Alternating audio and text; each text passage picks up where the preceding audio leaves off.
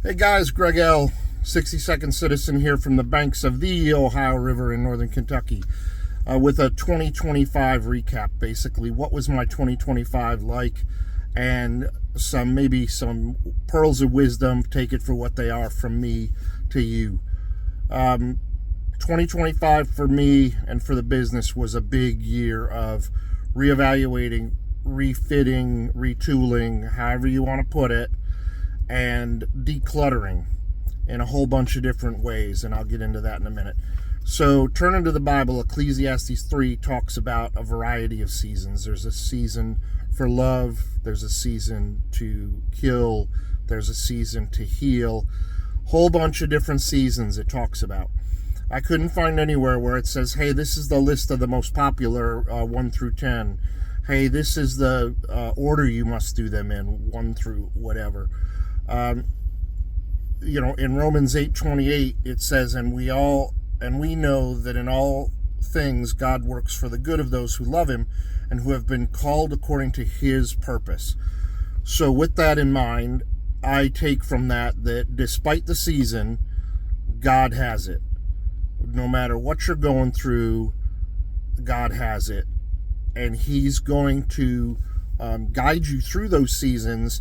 And as long as you're focused on him and you're living and working according to his purpose and the calling he has for you in your life, you're going to see positive outcomes, even from the times that you say, I don't feel like I got much done. So 2025, I did a lot of kind of staying quiet and stepped away from a lot of relationships. And I think it's okay to, obviously, toxic, abusive, unhealthy relationships, it's definitely okay, and you should get away from them. If anybody's in one of those relationships, get rid of it, get help to get out of it. But those aren't the only relationships that I'm talking about. I'm talking about, we had a term when I used to work, the asshole. The guy or the person who continually asks a question and then argues with you about the answer. Also, that person who, the asshole can be that person who says, hey, what's going on with your business? I've always wanted to start a business. Tell me about it. And when you start to tell them, they want to tell you, no. See, what you really need to do is this. When they have no idea the frame of reference that you're coming from. They don't have your life experience. They don't have your frame of reference in the here and now. They just want to talk to hear themselves talk. They just want to give out advice to just give out advice because that's what they like to do. Declutter yourself from the people who gossip under the guise of fellowship and socializing. Hey, let's meet and have a coffee. And the next thing you know, those people are only talking about, did you just see what so-and-so put on Facebook? Did you just see what so-and-so said to so-and-so? I was at this event. Can you believe this happened? Hey, I heard this person is going through, a hardship in their life. And 90% of that turns out to be fabricated. And if it's not, it's just unhealthy talk anyways. Declutter yourself from the drama queens, where if you notice that person, that every place they go and every event they go to, in every aspect of their life, there's turmoil and chaos. Another thing that I used to say at work all the time is there's that type of person who wants to throw crap on you so that they don't stink as much. Beware of those people out there in your life, in society, in your circle of influence that are like that. They want to just stir up trouble. They want to create drama so that their life can appear to be more wholesome, peaceful, whatever. What they're doing with their life doesn't concern you, and if it doesn't, if you don't make contact with it, you're not going to get any on you, right? Be like Bathroom Duck. I'm a big TV show I didn't watch a lot of TV as a kid, but if you guys remember Bathroom Duck, right, he's floating around and the scummy water comes over his back and it flows right off, right, and then he goes quack quack, Bathroom Duck. So be Bathroom Duck the next time you're at a gathering of people and somebody wants to say, hey, did you hear about so-and-so? They're losing their business. Can you believe it? Hey, so-and-so got in trouble for doing X, Y, and Z, and it's all fabricated and it's all nonsense. Be Bathroom Duck. Just quack, quack, right? Move on. Go down the stream to that bigger pond, get out to the ocean where there's a big whole wide world around you, and you can explore where you need to go for your betterment. Leave those people behind in the sewer pit that they've created for themselves. Enough on different people and toxic relationships. The other thing I did was really declutter some stuff, right? We all have a list of goals, projects, those winter projects. You know who I'm talking about, right? You know, if it's you, you know. You got a list of projects that are so outdated, you'll never get to them because half of them don't even apply anymore. You got a list of goals. I've always wanted to, as a kid, I always wanted to be a fighter pilot. I think it'd be cool. I don't think I could fit in the cockpit of a modern fighter plane. And I don't think I know I didn't have the smarts to pass some super nerd advanced math classes to get into engineering college. That's why I became a cop. So, no offense, all the admiration to fighter pilots and people out there, but it ain't me. I wanted it to be me, but it ain't me.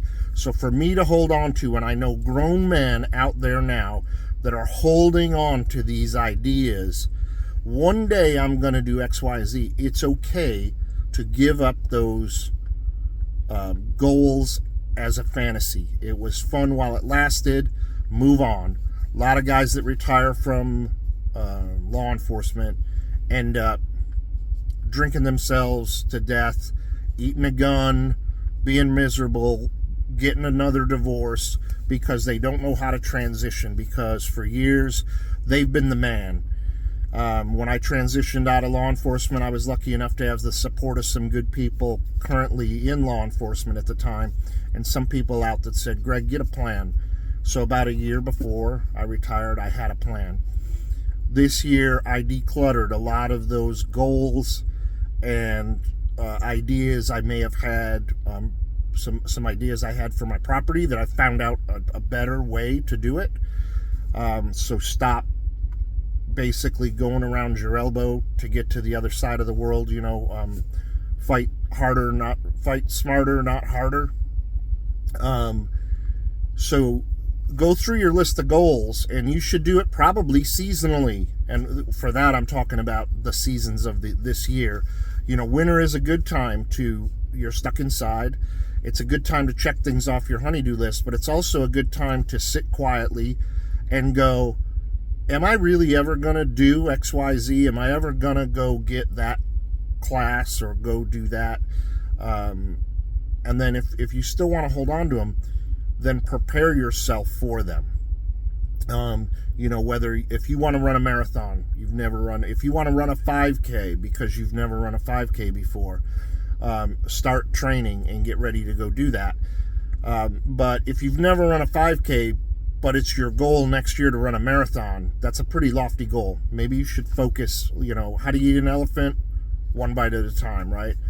Instead of trying to think this year that all of a sudden I'm going to run a marathon, maybe I should train to go back to trying to run 5Ks and get a decent time for that.